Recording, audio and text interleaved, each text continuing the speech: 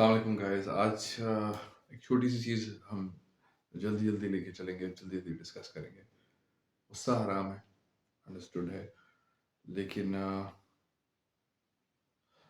एक एक एक मॉडर्न आज की दुनिया में ये चीज़ बहुत ज़्यादा सीरियसली ली जाती है। I don't know if it's true और फॉल्स, लेकिन उसका गलत इस्तेमाल क्या हो रहा है मैं आपको बताऊंगा।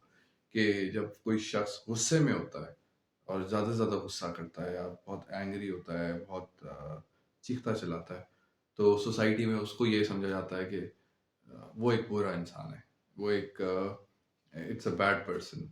या जो शख्स जल्दी गुस्से होता है वो हमेशा नाकाम होता है, या जो शख्स गुस्से में होता है उसी ने किसी दूसरे को तकलीफ पहुंचाई होगी, और वही दूसरों को तकलीफ पहुंचा सकता है, और दूसरा एक मासूम शख्सियत है।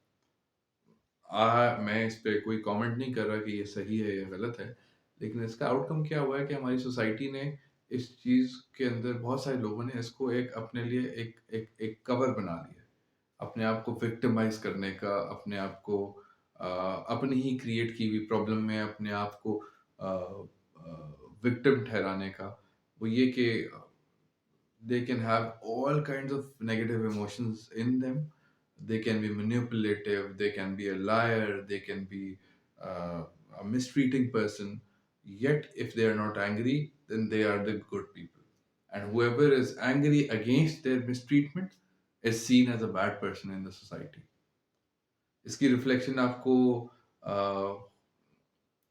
आप मैरिज प्रॉब्लम्स में नज़र आ जाएगी, इसकी रिफ्लेक्शन आपको टीचर स्टूडेंट बिहेवियर में नज़र आ जाएगी, इसकी इसकी रिफ्लेक्शन आपको आपकी लाइफ में हर जगह नज़र आ जाएगी। आई मीन ख़वातीन के बारे में कहा जाता है कि वैसे एक यूनिवर्सल फैक्ट है कि उनकी कंप्लीट कहानी में बहुत ज़्यादा जो तफसील वो बयान करती हैं उसमें बहुत कम सच्चाई होती है, लेकिन इससे उनको डिनाई नहीं करना चाहिए, उनकी बात सुननी चाहिए, लेकिन they have the tendency to become the most manipulative person ever. Though in return the person gets angry and he responds in a way that is shown to the other people that he is a bad person.